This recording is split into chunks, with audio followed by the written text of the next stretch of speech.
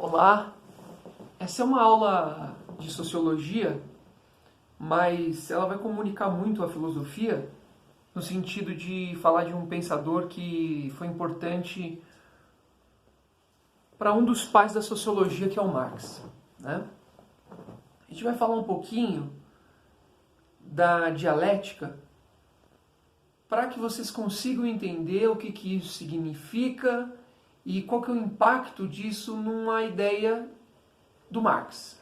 Marx é um filósofo, vocês sabem disso, Marx é um filósofo. Porém, mesmo sendo um filósofo, as ideias que ele tem, como se comunicam muito com a realidade, como essa busca do Marx, né, de um pensamento material, ela não é uma filosofia delirante, não é uma filosofia, enfim, idealista, como ele mesmo critica. Ela é uma filosofia que tenta dar uma resposta para o mundo concreto. Então, como é uma filosofia que tenta dar uma resposta para o mundo concreto, ela parece uma sociologia, e é uma sociologia, né? É um estudo da sociedade. O que a gente pode falar então sobre a dialética e por que falar sobre a dialética? Nós vamos fazer isso porque, sem compreender a dialética, que é um método filosófico, então a primeira coisa, né? A dialética é um método filosófico, é um método de compreensão de mundo. Sem compreender isso, é impossível a gente entender o Marx minimamente. É isso que nós faremos então nessa nossa videoaula. Dialética é uma palavra grega que significa o fluir da palavra, fluir do logos. Logos significa sentido, né? Então, a dialética seria alguma coisa como uma fluência do sentido. A gente encontra esse termo com bastante evidência no pensamento do Platão. Platão já mostra os discursos do Sócrates sempre num sentido dialético. O que significa isso? É colocado um problema inicial, que é o tema da conversa, o que é o amor, o que é a coragem, etc., o que é a beleza, por aí vai. E o que ocorre então é um certo embate de duas opiniões que elas vão aos poucos como que se purificando na conversa. Como se as ideias elas fossem de tal maneira purificando o discurso, limpando o discurso, até o momento onde a resposta do problema era dada, né? Então, o que é o amor? Aí, no final das contas, é dado lá. Visto que nós falamos de tantas coisas e tantas coisas estavam erradas, a resposta do amor é isso. Aí dá a resposta do amor. O amor, aí vai, né? Eros é um Deus, aí vai. Então é preciso entender nesse primeiro momento? Todo diálogo verdadeiro,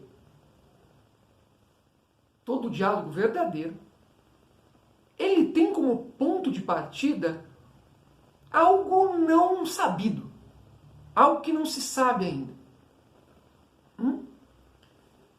Então, né, pensando aqui, o que é a justiça? No primeiro momento não se sabe muito bem o que isso é. Quando essa pergunta é feita de verdade, então você tem uma busca pelo saber, que vai ser dada no caminho, e você tem um ponto de partida que é um certo não, um não saber. Que é a questão, eu preciso saber o que é o amor, mas não, desculpa, o que é a justiça, mas não sei. E aí começam as opiniões, das mais variadas possíveis.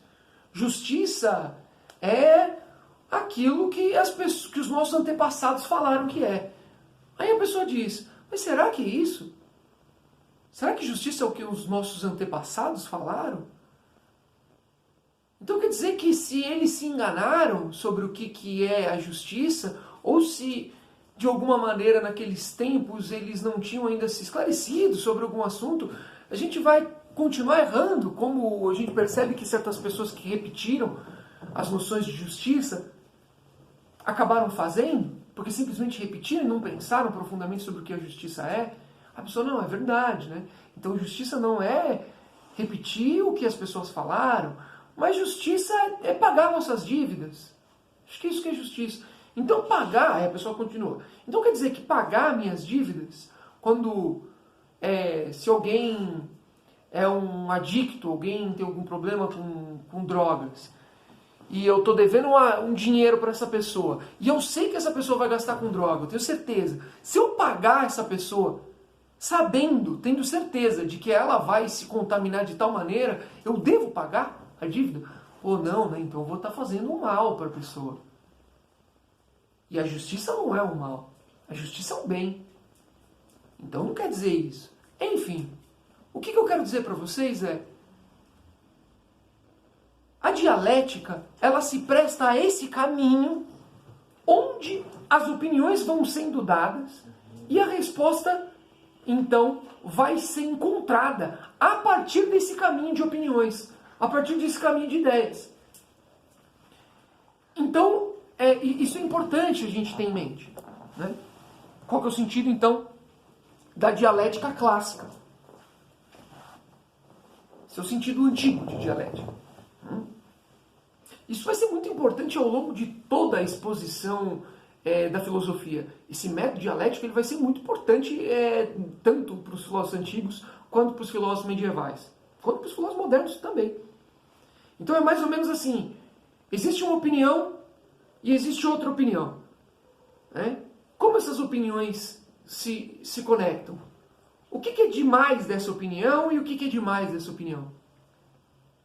O que está errado aqui e o que está errado dessa opinião? De tal maneira que essa conversa, esse fluir, vai fazer com que algo novo surja. É até interessante a gente lembrar do Sócrates falando que ele era um parteiro de ideias.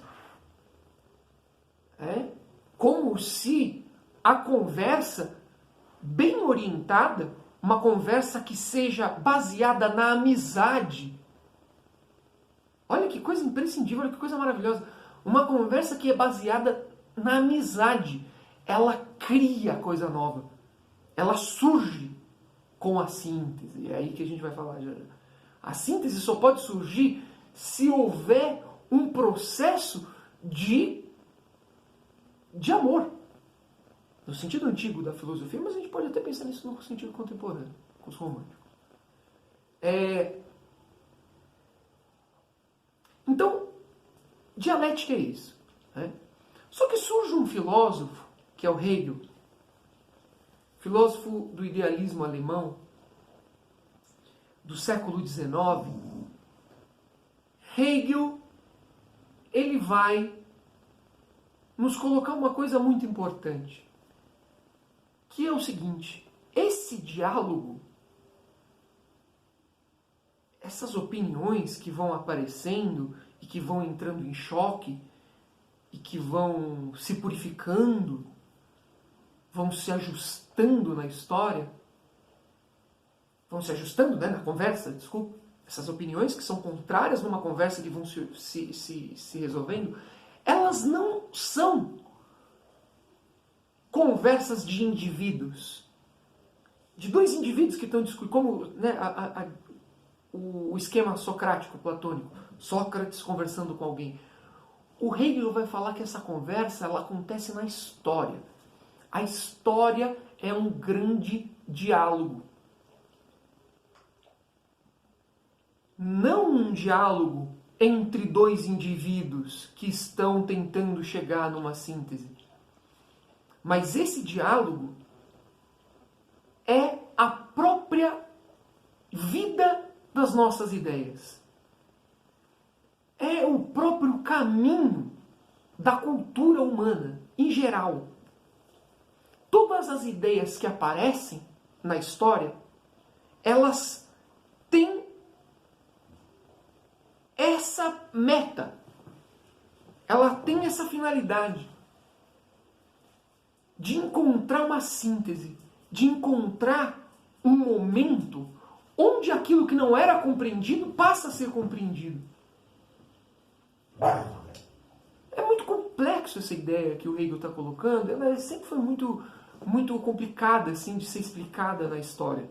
Né? Talvez por isso que o Hegel seja um autor assim, tão querido, mas que fez da filosofia contemporânea uma coisa tão complexa. Né? Por que isso? Porque não é tão simples a gente entender essas noções. Mas se vocês quiserem, então, entender o que o Hegel está colocando, ele está colocando isso. Que a história da filosofia é uma história onde ideias surgem e essas ideias são sempre antitéticas, são sempre em conflito, essas ideias elas estão sempre em choque e elas aos pouquinhos vão encontrando um caminho de conexão. Como se fosse a paixão das ideias, a paixão da mente humana, a paixão de toda a história, de todos os diálogos, de toda a filosofia, a paixão fosse a totalidade. Nós queremos sair da separação, nós queremos sair da ignorância primeiro.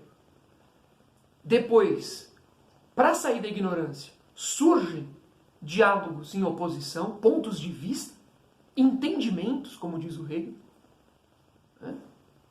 Como sempre houve na história inteira da filosofia. E justamente por isso, por causa dessas separações, há uma paixão que a própria mente humana tem, que essa paixão é a paixão da síntese. Essa paixão é a paixão de encontrar um momento de resolução da treta, da oposição, da separação, das feridas do espírito.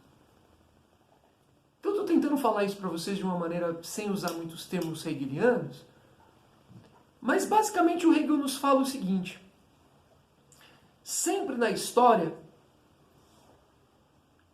aparece um ponto de vista, depois esse ponto de vista é contraposto por um outro ponto de vista, que ele vai ser antítese. Né? Então esse ponto de vista a gente vai chamar, o primeiro nós vamos chamar de tese. Depois essa tese gera uma antítese, que é o ponto de vista contrário. Né? E justamente porque tanto a tese quanto a antítese são partes de um todo que ainda vai ser dado no processo, vai ser dado na conversa. Que conversa? A história é uma conversa. A história é uma grande conversa de ideias. E essa conversa vai dar, então, numa síntese, numa resolução. E assim a história progride. Assim funciona o processo, que é o processo das mudanças da história, das ideias que vão aparecendo, dos conflitos que surgem, das guerras. Tudo é isso. Né? Tudo para o Hegel, toda a história para o Hegel, é essa grande conversa. Mas vejam só, é uma conversa que, assim como era a conversa de Sócrates, Platão, ela não é uma conversa que tem sempre momentos harmoniosos. Muitas vezes, para se chegar nessa harmonia, é preciso que haja momentos de grande tensão. Né? E a cachorra aqui, tem um carinho. Então é isso. Né? Vejam só, essas opiniões, a gente vai chegar na sociologia, essas opiniões que elas são dadas na história, essas contradições que aparecem na história, elas são contradições que levam sempre que tem toda a tensão da contradição. Né? Quando duas partes discutem, diz Hegel, existe uma enorme chance que as duas partes estejam erradas. Né? Ou seja, tem partes da verdade. Não conseguiu chegar ainda na totalidade da coisa. Né? A gente vê isso hoje em dia com muita clareza.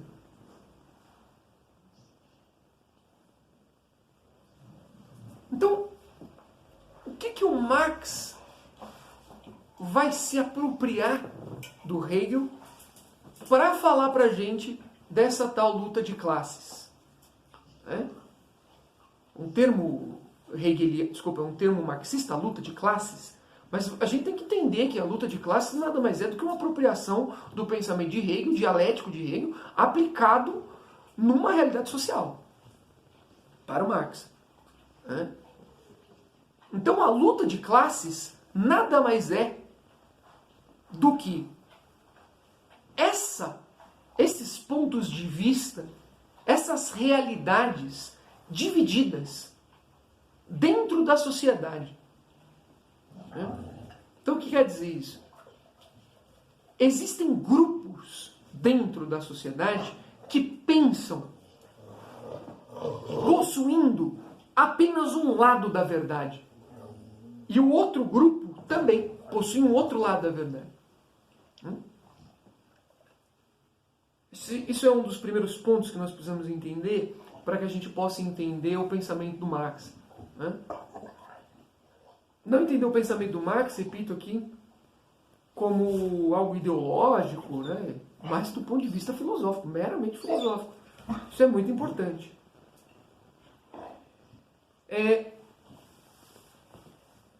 Então eu acho que, por hora, a gente pode ficar por aqui. Tem 20 minutinhos de vídeo.